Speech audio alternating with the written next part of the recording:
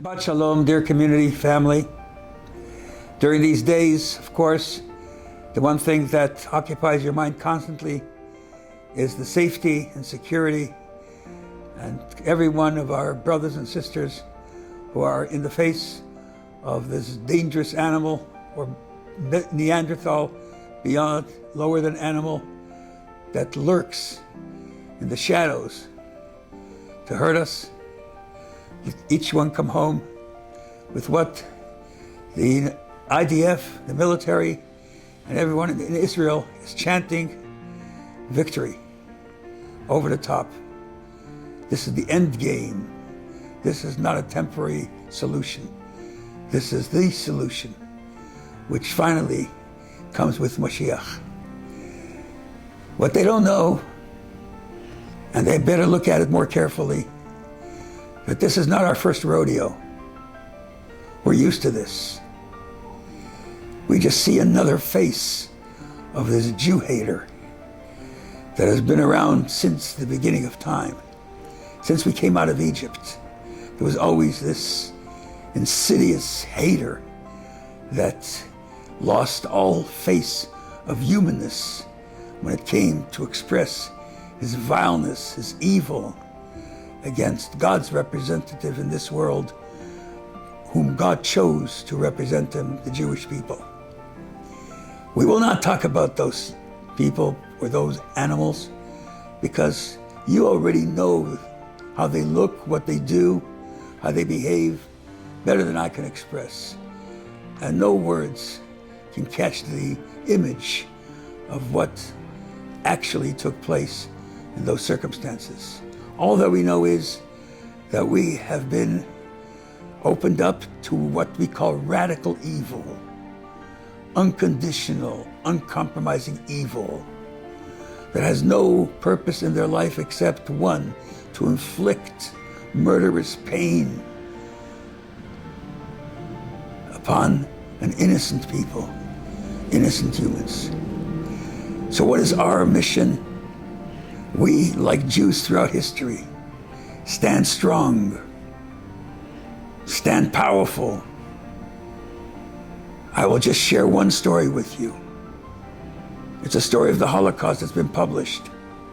As you know, the Nazis were the Hamas of the 1930s and 40s, and continue to be in some spaces.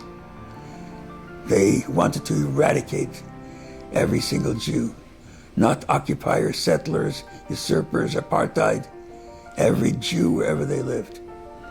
And in one instance they found that the Jews had discovered matzah for Passover. And secretly, in their barrack, they had a Seder with the most learned among them, conducting the Seder Passover night you can imagine.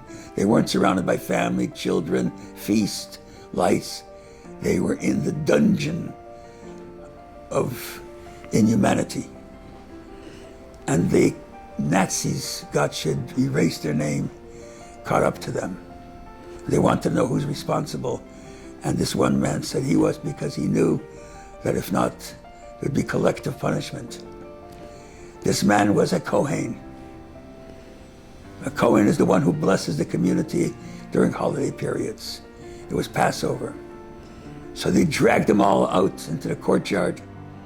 Hundreds of these unfortunate prisoners, victims, and they made him watch as they set this man up against the wall, and they were going to shoot him with a firing squad.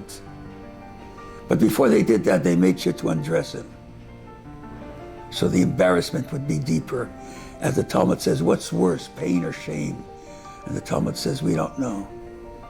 Some people will give up, have more pain just not to suffer shame. Here was pain and shame.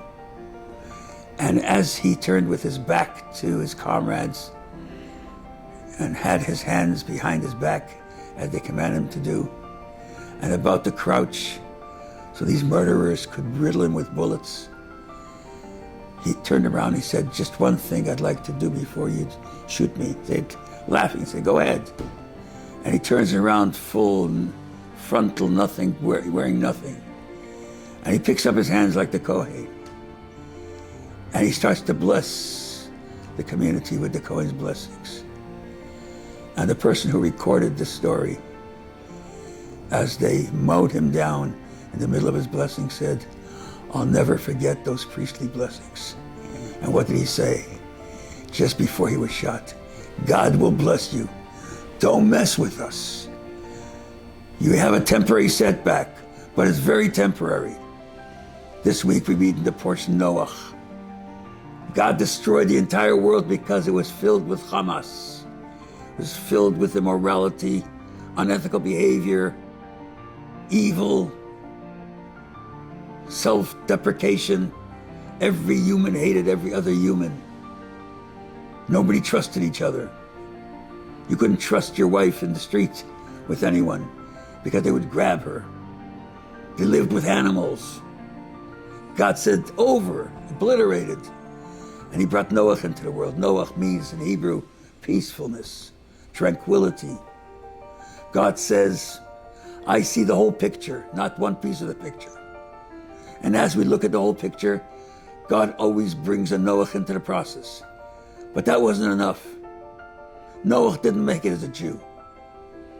He did not behave completely properly when he came out of the ark. His sons treated him improperly, one of his sons. After Noah, there was the Tower of Babel in this week's Torah portion. They didn't learn their lesson. And then came Abraham, the first Jew. Until then, society was going in a downward spiral. Idol worship to such a degree, God had to destroy the world. Such a degree that God had to again spread everybody out around the world because of their misbehavior in the Tower of Babel. Because Noah, he was a righteous man, but he cared only about himself. He didn't care about his society. He built the ark to save him and his family. But everybody else was obliterated. He didn't go out there to try to influence, to transform, to change, to do something positive. There's two ways in which a person gets warm when he's cold. One is put on a warm coat. You get warm, but everybody around you remains cold. The other is lighting a fire.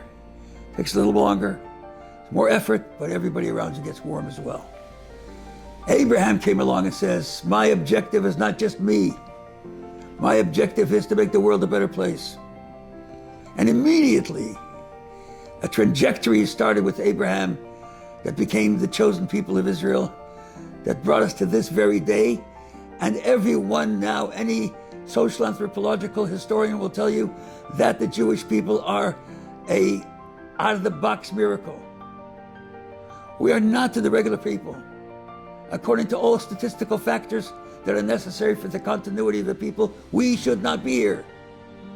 But we are here because there's an element around us that protects us that's beyond any kind of physicality. It's some secret hand, an invisible hand, but to us he's visible because he's never forsaken us. And so our objective is, let's make the world more holy. There's two ways to get rid of darkness. One is to curse it, one is to try to capture it, one is to try to throw it out of the house. But the more effective way is lighting a candle. You light the candle, the light, darkness dissipates. Darkness has no foundation. Its foundation is lies, falsehoods, blood libels, evil. We are ready to make that break. As I started, we are at the end times, and there's an end game here. The end game, together, let's bring light into this world, and that will dissipate all the darkness. How do you bring light? God tells you how to bring light, by doing that which he commanded. Spend time with your children. Make sure you know what they're watching on their X phones or iPhones. Put a mezuzah on your door. Pray to God every single day. Bring a sense of spirituality into your home, into your environment. Recognize that there's a master to the universe. It works, and it ensures us that master of the universe will always be at our side and take us through with his royalty, with his power, with his protection, Stay strong, stay positive, stay high and proud of who we are as Jews. And even through the pain, we Jews know how to adjust our behavioral patterns that we can go through the pain and become successful. Have a great Shabbos and a great week.